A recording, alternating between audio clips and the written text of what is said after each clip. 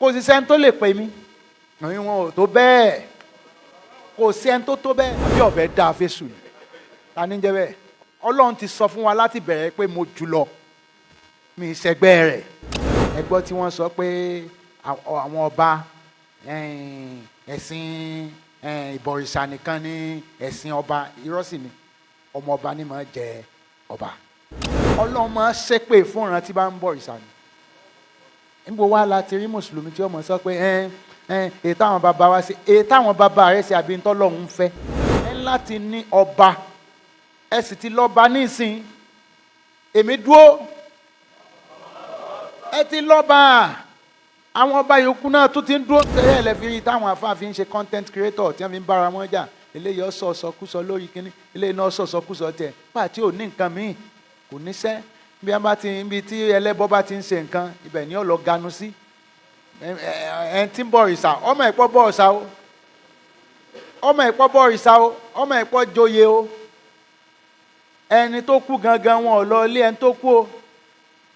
ẹni tó kú bímọ tọ́pọ̀ o wọ́n lọ ìkànnú àwọn ọmọ ẹ̀tọ́ tó lówó tí sì ń bọ̀ ìsà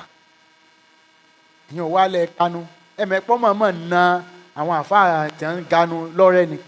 ké sí gbogbo àfáà o ń tèmi fẹ́ hard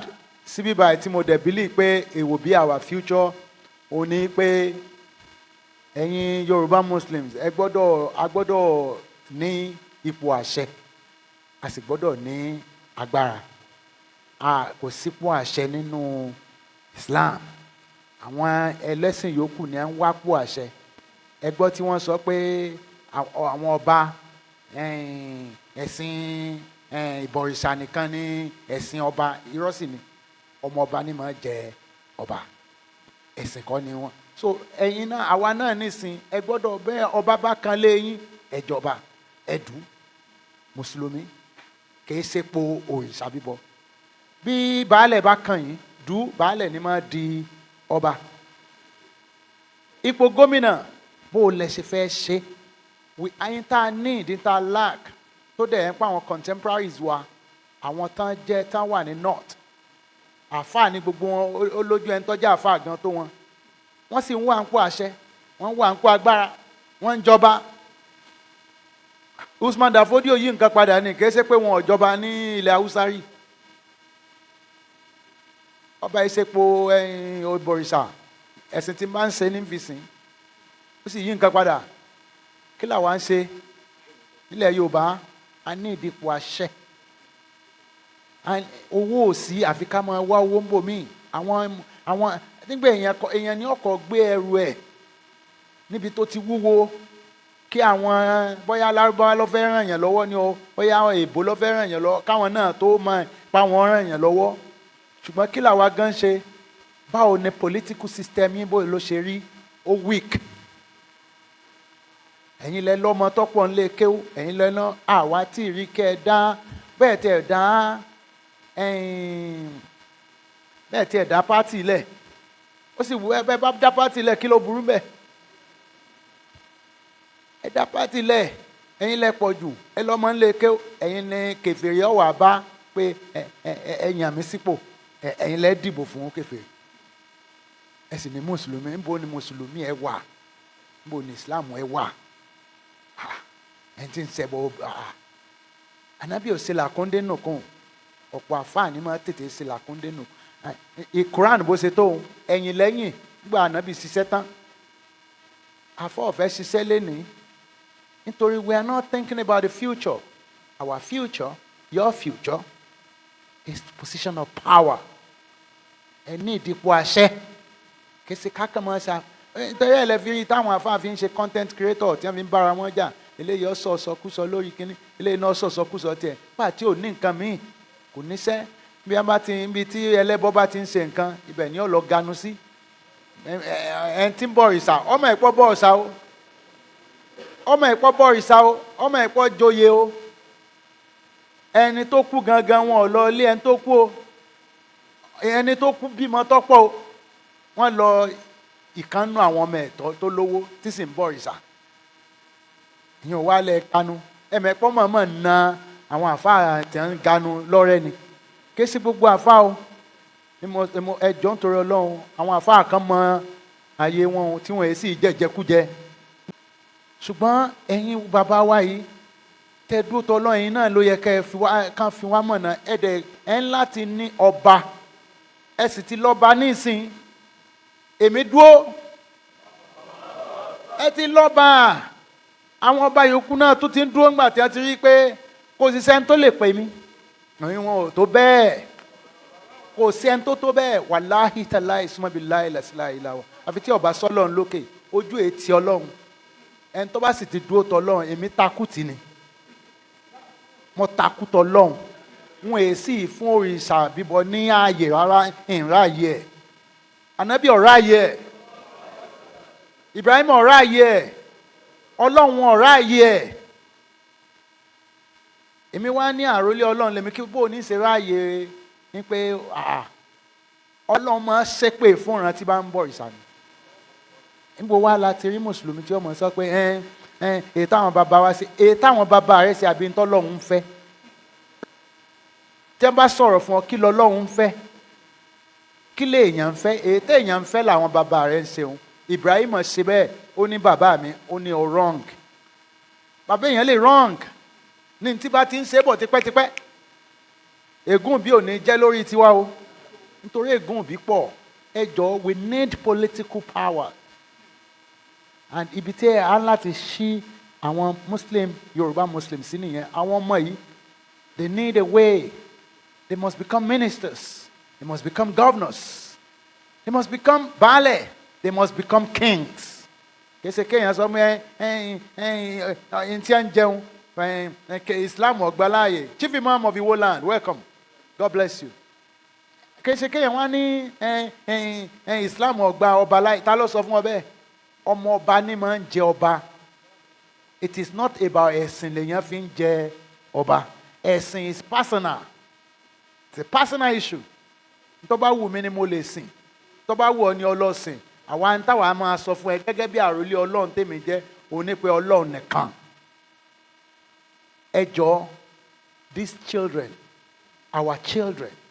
they don't have power they are not in position of power today because kò í ṣe pé bóyá àwọn bàbá wa tó ti lò ó ṣe dáadáa bọ́n téèyàn ò bá tí ì mọ̀ lénìí àwa ti mọ̀ wípé ẹ̀yin mùsùlùmí I need láti máa train àwọn ọmọ wa yìí stand up towards position of power we need him to become a minister the yellow guy ìwọ tó pupa óyá ǹdẹ tó wọ fìlà dúdú dìde look at him he can be a governor. That is what we want. And the only way we can do this, a lè fi ìlú kan ṣe example. Bó bá wù yẹn fi wo ṣe example, kí lè dé tẹ́ fẹ́ máa kúnjọ. Ẹ̀sìn yàtọ̀ sọ̀rọ̀ ń pé ìran o. Ìran àtẹ̀sìn wọ́n yàtọ̀ o. Láti sin Ọlọ́run lọ́kọ́kọ́ o. Òun ló lágbára jù. Ẹ̀yin tẹ́ ẹ bá jọ ń sin lọ́run lẹ jẹ́ brothers and sisters yo. Abẹ́gbọ́ èyàn jẹ́ brothers and sisters pẹ̀lú ìran o. Oyin ìran rẹ lè fi ọ́ ṣe oògùn owó ó lè gé ọ lórí ṣùgbọ́n àwọn tó wà ń bí ni ò ní gé ọ lórí ni ò ní fi ọ́ ṣe oògùn owó tó bẹ̀rù Ọlọ́run bọ̀dá rẹ tí ó bẹ̀rù Ọlọ́run ó lè gé ọ lórí. Ẹ̀sìn very important and tó bá dẹ̀ jẹ́ mékiní ará Ìbàdàn mùsùlùmí tẹ́ ní Yoruba Muslims ní Ìbàdàn ní Abẹ́òkúta ní kíní èyí tẹ́ fi kúnjọ pẹ̀lú kèfèrí kan ẹ wá lù kan ẹ bobẹ̀ ẹ populate ẹ̀ kẹwàá ní 1 million votes nílùú yẹn ta ni ó jẹ gómìnà ta ni ó jẹ tẹ́ gbọ́dọ̀ ṣe ni yóò ibì kan lẹ́yìn ó sì ti bẹ̀rẹ̀ o Tinubu tẹ́ ń wò yẹn ibì kan ló ti bẹ̀rẹ̀ máa dí wà ń bẹ́ẹ̀ àwa pọ̀ máa dí wà ń bẹ́ẹ̀ gbogbo ẹ̀ wà ń bẹ́ẹ̀ Americans wà ń bẹ́ẹ̀ everywhere wà ń bẹ́ẹ̀ ilé kéwú wà ń wo àwọn ọmọ pọ̀ àwọn èèyàn fi ẹ lọ rẹ́gísítà bó ṣe pé ká sọ pé ok mùsùlùmí o a fẹ́ gba gómìnà lọ́sùn professor kini ta ní àwọn professors kini tanko fi ṣe chief justice of Nigeria sọ ìwé kini lọ́kà ni kí lọ́kà táwa ló sọ pé you are not qualified. Who told you as a Muslim in Yorubaland that you are not qualified to be a governor? Who told you that as a professor of Arabic studies or a doctor of Arabic studies that you can't qualify to become a governor? Ẹ jẹ́ ká wo ìlú kan tí gbogbo owó bọ̀m̀báàdì tá lọ rẹ́gísítà ń bẹ̀ tá bọ̀m̀báàdì ẹ̀. Tẹ́ pé ńgbà ìbá ṣe town ńgbà wọ́n bá dìbò fún mùsùlùmí yẹn nílùú yẹn wọ́n bá jẹ́ pé ìmáàmù ẹ̀sà òkè la mú àbí ìmáàmù ẹ̀sà ìkẹ́kọ̀ọ́ ṣé ìmáàmù ni àfẹ́ ẹ̀sà òkè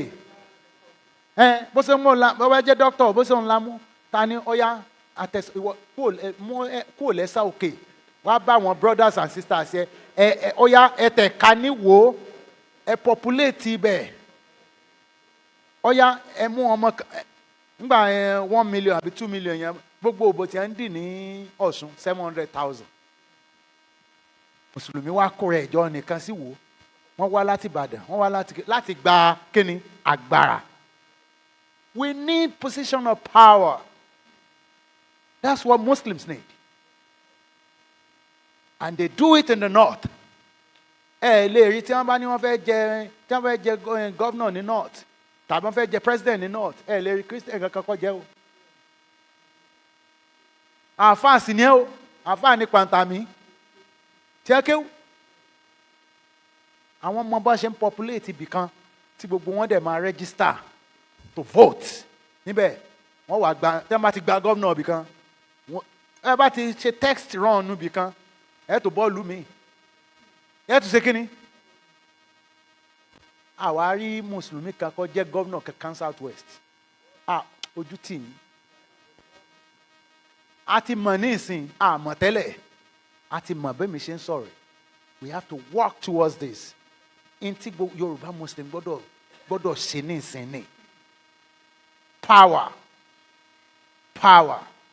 so that àwọn ọmọ wa wọn ò ní wà hopeless àwọn ọmọ wa ń lọ sínú ẹ̀sìn míì nítorí pé they are hopeless wọ́n kàn rí pé táwọn bá lọ Saudi táwọn bá dé káwọn máa ṣe olùkọ́ náà nìkan ni àbí káwọn dálé kéwúlẹ̀ nìkan ni ta ló sọ fún yín pé olùkọ́ nìkan lẹ lè fi kéwú yín ṣe wọ́n àti ẹ̀pá mọ àwọn tó win ní Europe go and look at the history of Spain there were Muslims there turn rule the Ottoman Empire everything tí bá ṣe they were scientists ẹ lọ kàn Spain ní Andalusia they were ruled by Islam we à ń gbọ́dọ̀ plan ni o because tí o bá sọ pé Ìbàdàn ẹ lè sáré gbà ń bàdàn èrò pọ̀ nǹkan pọ̀ ibì kan lẹ́ẹ̀kọ́ mú ẹ̀kọ́ wá ibì kan ẹ̀ populate ẹ̀ ẹnìkan wọn mọ́ lọ ó yá ẹ wà ní pé bóyá nígbà táwọn kan bá ní 1 million àbí wọ́n sàn register it's legal to register anywhere it's very legal we need these children the future for them àwọn ọmọ wa yìí àwa tá a wà níbí eléyìí ó sojú wa o èmi ò ní nǹkan kan tí mo fẹ́ bá wa sọ ní ìdí pé ká máa kéwúlé nífẹ̀ẹ́ mi ò ní ìdí pé ká máa sọ̀rọ̀ mo lè sọ̀rọ̀ Ọlọ́run mo ti ń sọ kò dẹ̀ sẹ́ni tó lè mẹ́mi sí kò sẹ́ni tó tó bẹ́ẹ̀ ẹgbàá bẹ́ẹ̀ àwa ti takú tọ́lọ́run ojú ò sì lè tọ́lọ́run wàláhì ohun nǹkan kan ò lè ṣe mí níbi ní tó lè ṣe mí ní dáadáa ibi kan ò gbọ́dọ̀ dé èṣù gan gbọ́dọ̀ dọ́dọ̀ mi àbọ̀yá wèrè ni àbí ọ̀fẹ́ dá fésù ni ta ní jẹ́ bẹ́ẹ̀ wọ́n ní kó ńgbà wọ́n bí àwọn bàbá wa wọ́n ní ìbílísù kó forí balẹ̀ ni sẹ́ńtì ẹni kó forí balẹ̀ fún bàbá ńlá tèmi ní ilé mi ọ̀wà máa sọ pé Ọlọ́run ti sọ fún wa láti bẹ̀rẹ̀ pé mo jùlọ mi ìṣẹ́gbẹ́ rẹ̀ yóò dáa fún wa o á so ire o subhana rabbika blessa. Wassalamu ala al-mursalin walhamdulillahi rabbil alamin. Allahu Akbar. A dúpẹ́ fún bàbá wa Oluwo of Iwo Ọba Abdulrasheed Akanbi Teluwan fún àpọ́nlé àti iyì tí wọ́n tà fún Majlis Ulama Muslimi Yoruba.